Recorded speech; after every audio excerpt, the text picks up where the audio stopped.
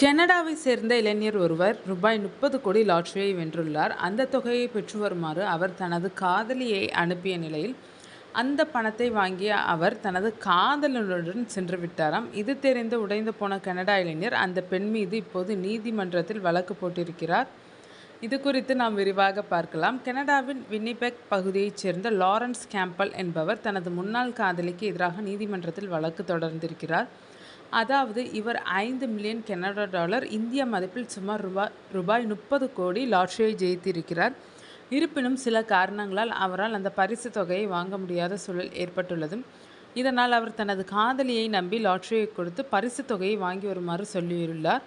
அந்த பெண்ணும் லாட்டரியுடன் சென்று பரிசு தொகையை பெற்றுள்ளார். ஆனால் அதன் பிறகு லாரன்ஸ் கண்டு கொள்ளாமல் அவர் தனது இன்னொரு பாய் ஃப்ரெண்டோடு கிளம்பி விட்டாராம். இதை தெரிந்தே லாரன்ஸ் இப்போது நீதிமன்றத்தில் வழக்கு தொடர்ந்துள்ளார். அதாவது கடந்த 2024ஆம் ஆண்டு லாரன்ஸ் கேம்பல் லாட்டரி டிக்கெட்டை வாங்கியிருக்கிறார். ஆனால் அவரிடம் அப்போது சரியான அடையாள அட்டை எதுவும் இல்லையாம்.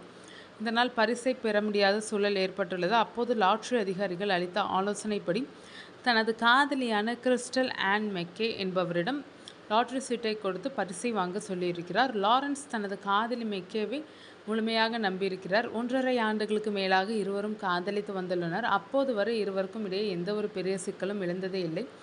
இருவருக்கும் இடையே நல்ல ரிலேஷன்ஷிப் இருந்துள்ளது. மேலும் இருவரும் லிவ்-இன் உறவிலும் வாழ்ந்து வந்துள்ளனர். இதன் காரணமாகவே மெக்கேவிடம் பரிசை வாங்க சொல்லியிருக்கிறார். பொதுவாக லாட்டரி பரிசை செக்காகவே தருவார்கள். அதை நாம் தான் வங்கியில் போட்டு பணமாக எடுக்க வேண்டும். அப்போது லாரன்ஸிடம் வங்கி கணக்கும் இல்லாததால் மெக்கே வங்கி கணக்கிலேயே செக்கை போட சொல்லியிருக்கிறார் லாரன்ஸ். அதுவரை எல்லாம் நன்றாகவே இருந்துள்ளது. இருவரும் ஜோடியாகவே சென்று பரிசையும் வாங்கியுள்ளனர். அது தொடர்பான ஃபோட்டோவும் வீடியோவும் கூட அப்போது உள்ளூர் டிவி சேனல்களில் ஒளிபரப்பாகியுள்ளது. ஆனால் அதன் பிறகுதான் எல்லாமே மாறியதாக புலம்புகிறார் லாரன்ஸ். இது தொடர்பாக நீதிமன்றத்தில் தாக்கல் செய்துள்ள மனுவில் சில நாட்களில் மெக்கே மாயமானார். நாங்கள் ஹோட்டலில் ரூம் எடுத்து தங்கியிருந்தோம். அவர் அங்கு வரவில்லை.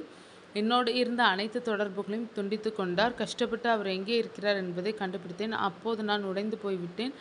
அவர் பணத்தை வாங்கிய பிறகு அவரது காதலனுடன் சென்று விட்டார். எனது மெசேஜ் கால் என எதற்கும் பதில் அளிக்கவில்லை. சமூக வலைதளங்களிலும் பிளாக் செய்துவிட்டார். இதன் காரணமாகவே நாங்கள் நீதிமன்றத்தை நாடியுள்ளோம் என்று குறிப்பிட்டுள்ளார். மேலும் காதலியிடம் லாட்டரி சீட்டை கொடுக்க சொன்ன லாட்டரி நிறுவனம் மீதும் அவர் வழக்கு தொடர்ந்துள்ளார்.